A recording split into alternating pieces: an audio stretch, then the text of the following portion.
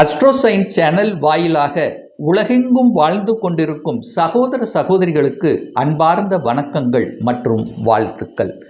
இன்றைய பதிவு செப்டம்பர் மாத ராசி பலன்கள். முதலில் இந்த மாதத்துக்குரிய கிரக நிலைகளை பார்க்கலாம். சனி பகவான் வக்ரம் அடைந்து மீனமனையிலே அமர்ந்திருக்க போகிறார்.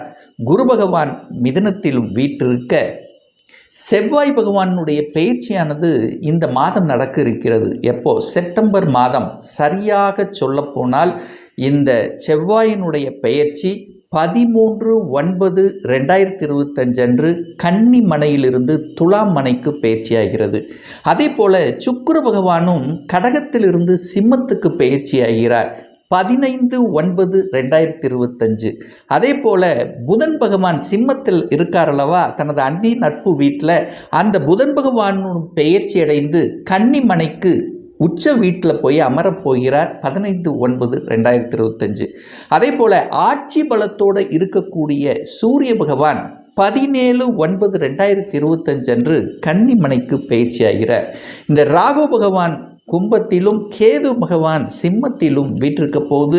ஸோ இந்த செப்டம்பர் மாதத்தின் தொடக்கத்திலேயே சந்திர பகவான் மனோகாரகனான சந்திரன் தனுசு மனையில் இருக்குது. ஸோ இதுதான் இந்த மாதத்தினுடைய கிரகமைப்பு.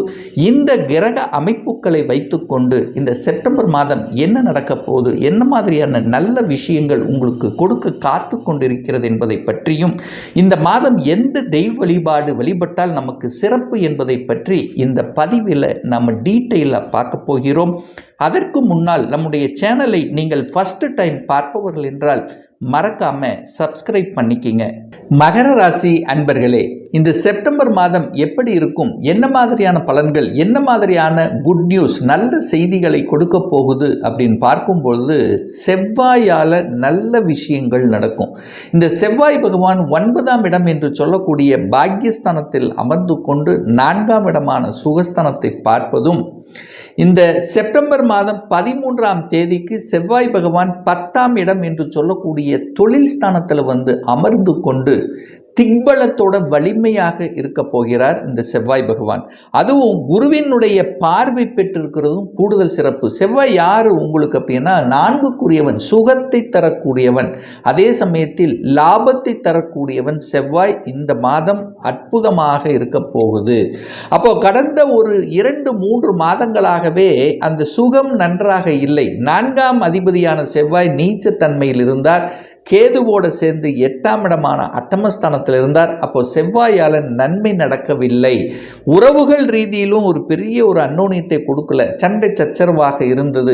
எரிச்சல் ஊட்டக்கூடிய தன்மை, கோபப்படக்கூடிய தன்மை, ஆக்ரோஷம் கொடுக்கக்கூடிய தன்மை இருந்தது. உங்களுடைய சுகத்திலும் ஒரு நல்ல ஒரு தீர்வு இல்லை. சுகம் சார்ந்த விஷயத்தில் பிரச்சனை, தாய்க்கு பிரச்சனை, தாய் நலத்தில் பிரச்சனை, தாயோட கருத்து வேறுபாடு. ஸோ இந்த மாதிரி நிறைய லாபம் கிடைக்கல. லாபம் என்னதான் உழைச்சாலும் உழைப்புக்கு ஏற்ற ஊதியம் கிடைக்கல. ஸோ இந்த மாதிரியான தன்மைகளை சொல்லிக்கொண்டே போகலாம். இப்போ இந்த செப்டம்பர் மாதம் அத்தனை விதத்திலும் நன்மை கொடுக்கக்கூடிய ஒரு நல்ல காலம். அதாவது சுகம் நன்றாக இருக்க போகிறது. சுகம் அப்படின்னு என்ன? 4ஆம் இடம், வீடு வண்டி வாகனம் வாங்கக்கூடிய யோகம். நிறைய ரிப்பேர் ஆகிருக்கும், பழுதாயிருக்கும், வாகனம் இருந்திருந்தாலும் ஏதாவது ஒரு செலவு வைத்திருந்திருக்கும். ஸோ இதெல்லாமே சரியாகக்கூடிய புதிய வாகனத்தை வாங்கக்கூடிய யோகம். நிலம் சார்ந்த விஷயத்தில் அனுகூலம், ஆதாயம் கிடைக்கக்கூடிய ஒரு அற்புதமான ஒரு காலகட்டம். இந்த செப்டம்பர் மாதம் 13க்கு அப்புறம் செவ்வாய் பகவான் 10ஆம் இடத்தில் திக்பலத்தோட வலிமையாக இருந்து குருவினுடைய பார்வை பெற்றிருக்கக்கூடிய இந்த காலகட்டத்தில் செவ்வாயால் அனுகூலம், நிலத்தால் அனுகூலம், கட்டிடங்களால் அனுகூலம், ரியல் எஸ்டேட் சார்ந்த விஷயத்தில் நன்மைகள் நடக்கக்கூடிய, சீருடை அணிந்து பணியாற்றக்கூடிய துறையில் இருக்கக்கூடிய அனைவருக்கும் நல்லது நடக்கக்கூடிய, நல்ல செய்திகளை கொடுக்கக்கூடிய, இந்த ஃபாஸ்ட் ஃபுட் அப்படின்னு சொல்லுவோம் பார்த்தீங்களா, ஸோ அந்த மாதிரி துறையில் இருக்கக்கூடியவர்களுக்கும் நல்லது நடக்கக்கூடிய தன்மைகள் அப்படிங்கிறது. அதிகாரம், அட்மினிஸ்ட்ரேஷன், ஏன்னா செவ்வாய் என்னாலே அதிகாரம் அல்லவா, அதிகாரம், அட்மினிஸ்ட்ரேஷன், ஒரு சிலருக்கு ப்ரமோஷன் கிடைக்கக்கூடிய அமைப்புகள். ஸோ இந்த மாதிரி செவ்வாயால் இந்த மாதம் நல்லது நடக்கக்கூடிய ஒரு அற்புத காலகட்டமாக இந்த மகரத்துக்கு அமையும் என்று சொன்னால் அது மிகையாகாது. அடுத்து நம்மளுடைய எண்ணங்கள், செயல்கள், சிந்தனைகள் எல்லாம் நல்லதாக இருக்க போகுது. ஏன்னா யோகத்தை தரக்கூடிய சுக்கிரன் உங்கள் ராசியை பார்க்கிறார். இதுவரைக்கும் மந்தமாக, டல்லாக, சோம்பேறித்தனமாக இருந்தவர்கள் எல்லாம் இப்போ சுறுசுறுப்பாக செயல்படக்கூடிய தன்மை. சார் 7.5 சனி முடிஞ்சிருச்சு, ஆனால் இன்னும் நமக்கு அந்த ஒரு வேகம் கொடுக்கல அப்படின்னு நினைத்து கொண்டிருப்பவர்கள் இப்போ வேகம் கொடுக்கக்கூடிய அமைப்பு. ஏன்னா இந்த மாதம் இன்னும் ஒரு நல்ல செய்தி, ஒரு நல்ல நிகழ்வுன்னா, பாக்யாதிபதி 9க்குரியவன் ஆட்சி பலம், உச்சபலம், மூல திரிகோணம் பலம் பெற்று வலிமையாக வந்து அமரப்போகிறார். அந்த பாக்யாதிபதி புதன், 6ஆம் அதிபதி புதன், வேலை கிடைக்கும்.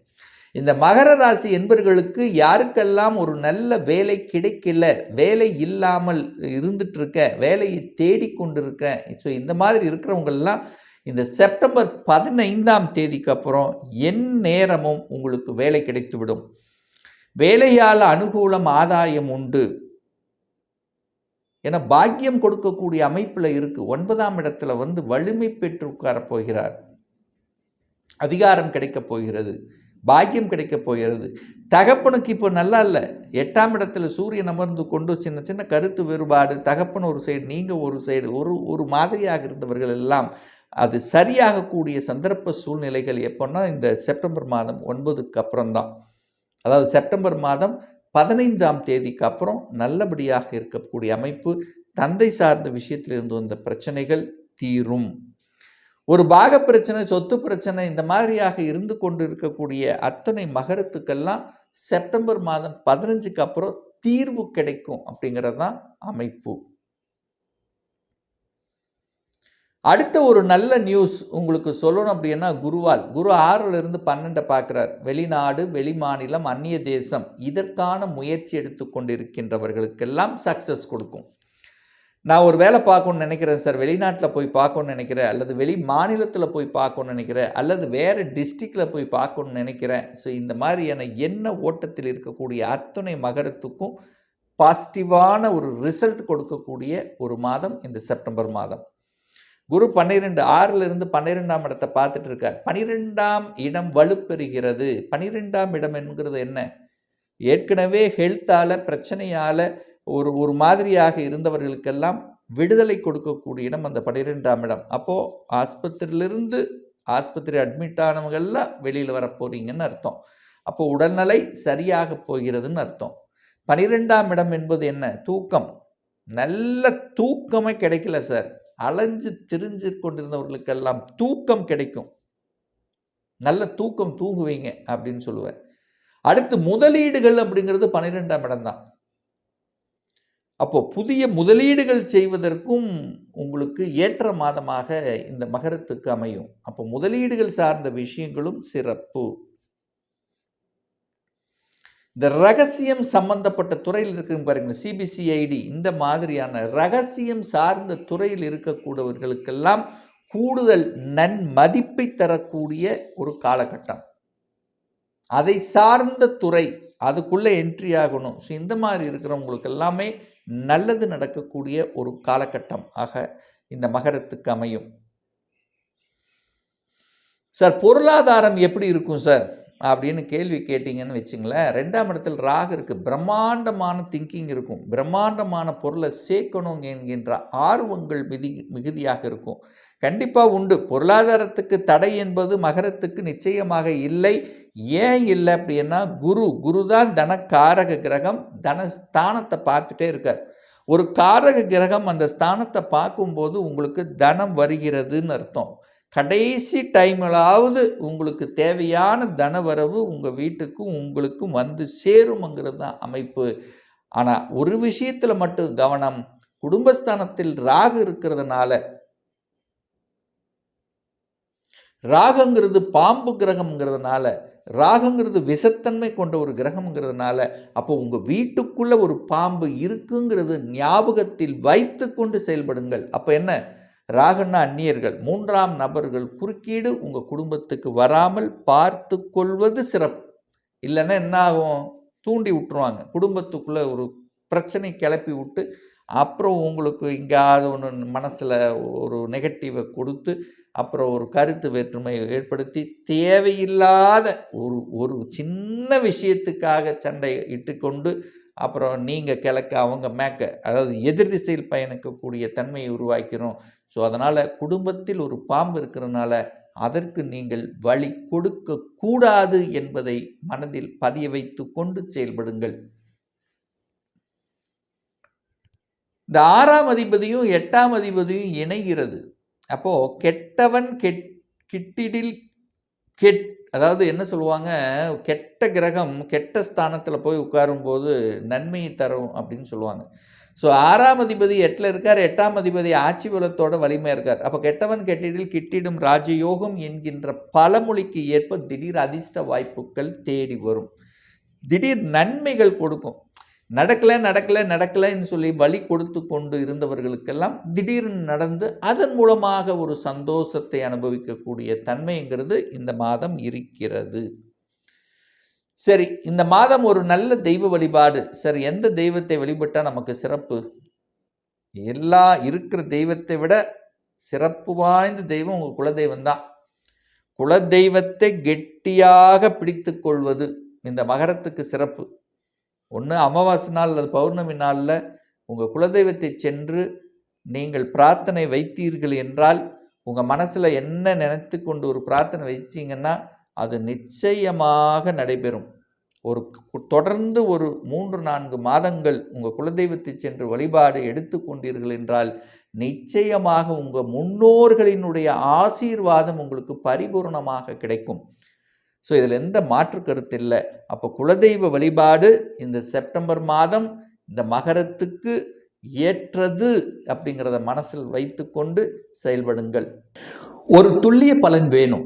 நம்முடைய ஜாதகத்தில் கிரகங்கள் எப்படி இருக்கு, என்ன ஆதிபத்தியம் பெற்றிருக்கு, எந்த டிகிரியில் அமர்ந்திருக்கு, இப்போ நடப்பு தசாநாதன், புத்திநாதன், அந்தரநாதன், சூட்சமநாதன் எப்படி இருக்கு என்பதை பொறுத்து நீங்கள் கேட்கக்கூடிய எந்த கேள்வியாக இருந்தாலும் சரி, இந்த வருடம் 2025 சொந்த தொழில் செய்வதற்கான கொடுப்பினை இருக்கா, அப்படி இருக்கக்கூடிய பட்சத்தில் எப்போ நம்ம சொந்த தொழில் செய்யலாம், அப்போ விதியில் சொந்த தொழில் இருக்கா, இல்லை வேலை செய்யக்கூடிய அமைப்பு இருக்கா, திருமணம் தடைப்பட்டு கொண்டே இருக்கு, எப்போ தான் நமக்கு திருமணம் நடக்கும், லேட்டாக நடக்குமா இல்லை குயிக்காக நடக்குமா.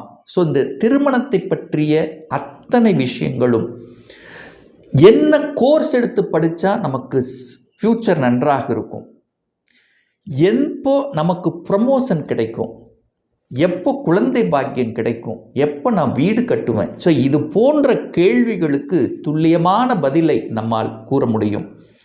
ஒரு பர்சனல் கன்சல்டேஷன் எடுத்துக்கணும், ஒரு சுய ஜாதகம் பார்க்கணும் என்று விருப்பமுடைய அன்பர்கள் டிஸ்பிளே தெரியக்கூடிய நம்பருக்கு வாட்ஸ்அப் மூலமாகவோ ஃபோன் கால் மூலமாகவோ தொடர்பு கொண்டு நேரடியாகவோ அல்லது ஆன்லைன் மூலமாகவோ கன்சல்டேஷன் எடுத்துக்கலாம்.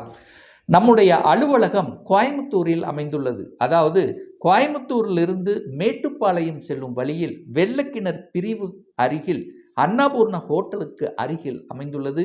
பிரியர் அப்பாயின்மெண்ட் வாங்கிட்டு நேரடியாக கன்சல்டேஷன் எடுத்துக்கலாம். நிச்சயமாக இந்த பதிவு ஏதாவது ஒரு ரூபத்தில் உங்களுக்கு யூஸ்ஃபுல்லாக இருக்குங்கிறதுல எந்தவித மாற்று கருத்தும் கிடையாது. மீண்டும் ஒரு நல்ல பதிவில் சந்திக்கும் வரை உங்களிடமிருந்து விடைபெறுவது உங்கள் அஸ்ட்ராலஜர் டாக்டர் சதீஷ்.